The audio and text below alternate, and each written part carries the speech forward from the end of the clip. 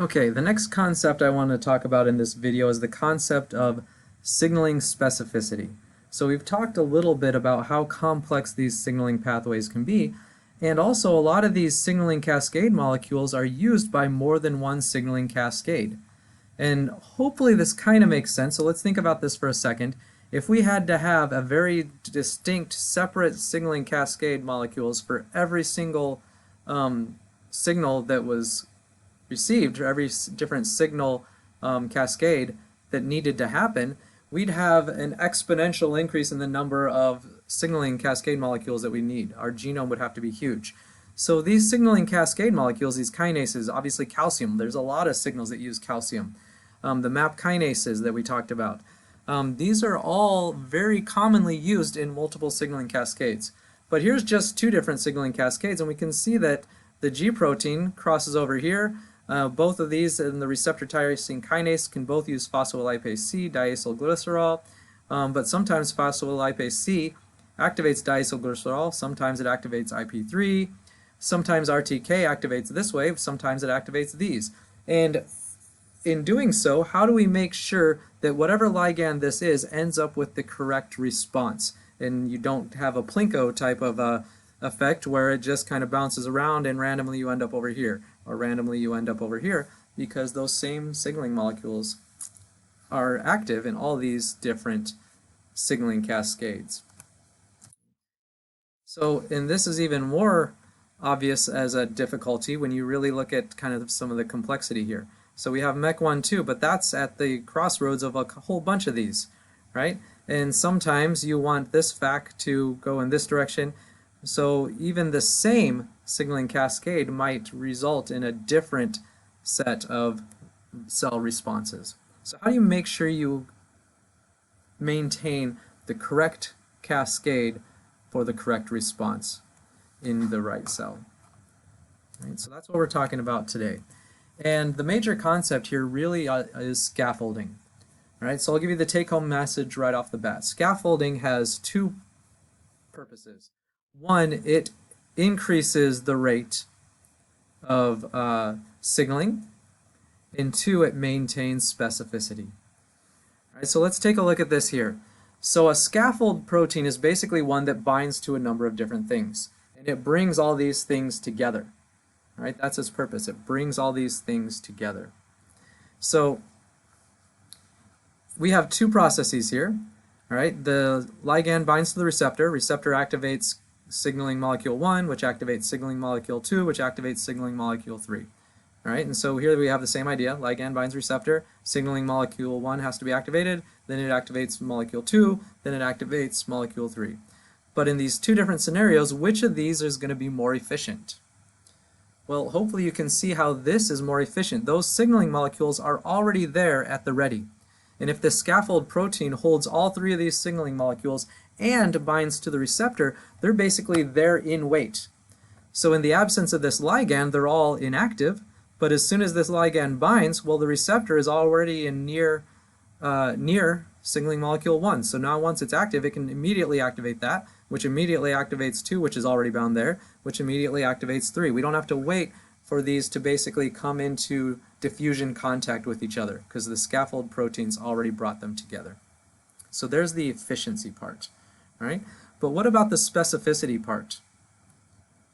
So let's get to that in a second. But basically this is that idea. That scaffold protein was already holding all these molecules, and then as soon as the ligand binds, that makes them able to be activated immediately. So this is just kind of showing what I was talking about a second ago. This can actually be in the form of a scaffold protein that's separate from the receptor and all these signaling molecules. Sometimes the receptor actually has a really long intracellular domain that it actually is the scaffold itself. And so when that's the case, the inactive receptor usually is not phosphorylated. When the ligand binds, that causes phosphorylation. Oftentimes this happens because two of these receptors dimerize and they phosphorylate each other, but that's not shown here. But anyway, with the ligand being bound, that causes phosphorylation, and this phosphorylation site now is a binding site for 1, 2, and 3. So in this scenario, they're not already there waiting, but as soon as this is active, that brings 1, 2, and 3 together, and now you have your downstream signaling. You have your rapid and efficient signaling cascade. Another example of this is phosphatidyl inositols, PIPs. Right? So phosphatidyl inositols basically are membrane-bound proteins. And being membrane-bound, excuse me, that means they're already localized to where a receptor is going to be. They don't have to diffuse through the cytosol. Right? And so when this ligand activates the receptor, that causes the receptor to become a kinase, and that adds a third phosphate group to these PIPs, which now allows our signaling molecules to bind. There we have activation. So this is kind of like that scaffold. We're scaffolding the signaling cascade. We're basically bringing all these things together. We're creating a scaffold that holds them near each other to allow this to happen efficiently. But again, let's get back to specificity now. So let's think about this. You can have 2 different signaling cascades. Both of them use kinase A. All right? Well, if both of them start with kinase A, you would think that kinase A then is going to activate the same thing there on out, and you're going to basically get the same response from each of these. So why, when this one activates kinase A, do we end up with a mating response, and when this one activates kinase A, we end up with glycerol synthesis? Right? How does that work? Well, the answer is that different scaffolds can bring different signaling molecules together with this kinase A. So if one cell has scaffold 1, or better yet, if scaffold 1 binds to this receptor but not this one, scaffold 1 will hold kinase A with kinase B and kinase C. And so now we are basically scaffolding it in this signaling cascade. So this receptor interacting with this scaffold is still going to activate kinase A just like this one, but because this scaffold is interacting with this receptor, kinase A is going to automatically activate B, activate C, and now we go down a different cascade to get a different response, right? This kinase A is not going to activate something different because it's held with these 3.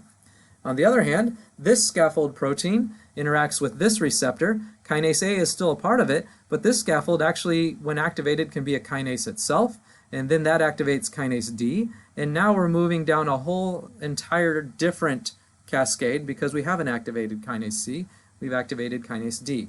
And those 2 things are going to go in different directions in the signaling, and we end up with different responses.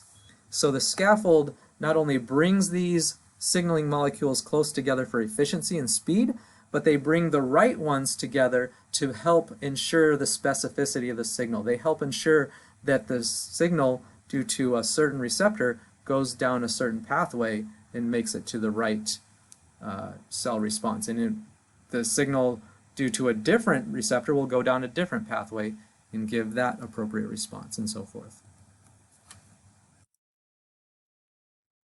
All right, so how do these things happen? There's a common thing called SH2 and SH3 domains, and most scaffolds are going to have these. So SH2 domains basically bind to phosphorylated group that is on a protein, and these domains help bring all these proteins together. So for example, here these would be might have SH2 domains to allow them to bind to these phosphorylated proteins. These are definitely SH2 domains kind of bound to here. So the SH2 domains are kind of part of what helps localize these signaling cascade molecules together through these scaffolding. So SH2, SH3 is kind of related to the whole idea of scaffolding. All right, so how does this happen? This is kind of a cool thing. It's evolved. So essentially you can think of the SH2 domains almost like a plug. All right, so let's think about this for a second. If you have an appliance, right? If you have a toaster and a microwave, those 2 things do very different functions, but they both require electricity. So you can add a plug to the toaster, and now it has electricity and it actually plugs into the same place as the microwave. So that plug has not altered the function of your toaster or your microwave, but it has been added to that appliance to allow it to access the electricity. Right? So these SH2 domains are fairly commonly, at least evolutionarily, have been basically chopped off. So these SH2 domains are plugs that help bind a protein to these phosphorylated tyrosines in general. Right? So they help proteins bind to a scaffold. And once that plug, if you will, evolved, or just like once the plug was developed for appliances, that plug could be applied to all kinds of different appliances with completely different functions without changing their function. Well, once this folding domain developed to allow cells to bind to these scaffolds, or sorry, not cells, to allow proteins, enzymes to bind to these scaffolds, that domain could be copied, right? And these are evolutionary things taking a long time, but they accidentally get duplicated, and then it gets put into another gene.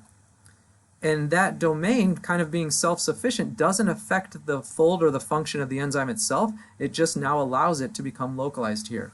And so just like we can add a plug to any different appliance, and now it has a better functionality, but it didn't change what that appliance was doing, this SH2 domain allows these enzymes to bind to a scaffold, promoting efficiency and specificity. So those are both evolutionary pluses, those are advantages. But it also doesn't affect the enzyme activity itself. It just brings it to the right spot.